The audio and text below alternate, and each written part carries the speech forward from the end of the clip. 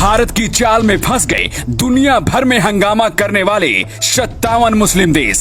जो लोग कह रहे थे कि भारत मुस्लिम देशों के सामने झुक गया, सच्चाई तो ये है कि ये देश मोदी की चाल में फंस गए। पीएम मोदी और शाह कुछ भी फैसला लेते हैं, उसके पीछे की बहुत बड़ी प्लानिंग होती है। पीएम मोदी अब जो करने वाले हैं, इसके बाद ये मुस्लिम देश बर्बाद हो सकते हैं।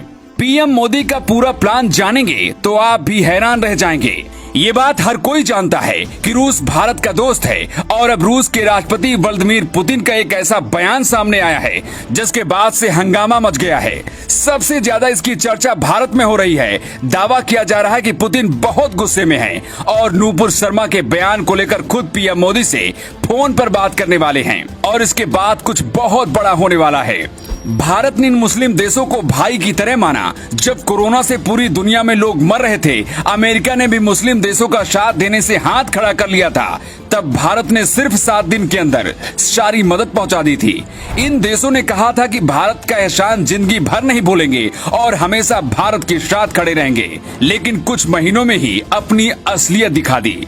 लेकिन अब पीएम मोदी और पुतिन जो करने वाले हैं, इसके बाद ये देश बर्बाद हो सकते हैं। भारत कुछ हद तक तेल इन्हीं अरब देशों से लेता है, इसीलिए देश भारत को अकड़ दिखाते हैं, लेकिन ये अकड़ अब इनकी खत्म हो जाएगी। भारत ने तय समय से 5 महीने पहले ही पेट्रोल में 10% एथेनॉल मिलाने का लक्ष्य हासिल कर लिया है और 2025 तक इसे बढ़ाकर 25% कर दिया जाएगा। भारत को करीब 40,000 करोड़ से ज्यादा विदेशी पैसे की इससे बचत हुई है। भारत बिजली से चलने वाले वाहनों को भी बढ़ावा दे रहा है। मतलब अगर ये अरब देश ज्यादा कर दिखाएंगे तो भारत इनसे तेल खरीदना ही बंद कर देगा। लेकिन जानकर आपको ये हैरानी होगी कि ज्यादातर इन सभी मुस्लिम देशों के लोग भारत से गए अनाज और फल को खाते हैं और भारत ने देने से मना कर दिया तो आप खुद ही समझ लीजिए इन देशों का क्या हाल होने वाला है।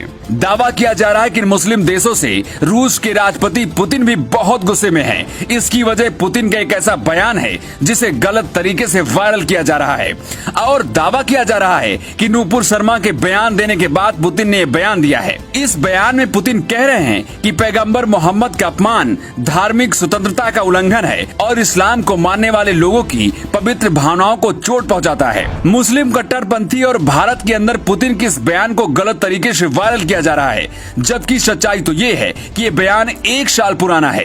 पुतिन ने 23 दिसंबर 2021 को अपनी वार्षिक प्रेस वार्ता में फ्रांस के शार्ली हेब्दो और इस्लाम विवाद के मामले में ये बयान दिया था। रूस भारत का दोस्त है, ऐसा कहा जा रहा है कि पुतिन इसकी वजह से बहुत गुस्से में है और खुद मोदी से बात करने वाले हैं। दावा तो ये भी किया जा रहा है कि पुतिन भारत को कच्चा तेल पूरा देने के लिए कह सकते हैं। अगर ऐसा होता है तो अरब देशों से भारत तेल खरीदना ही बंद कर देगा और अनाज फल भी नहीं देगा। अगर ऐसा होता है तो भारत को अकड़ दिखाने वाले ये देश भारत के सामने गिड़गिड़ाने लगेंगे और सारी अकड़ भी खत्म हो जाएगी।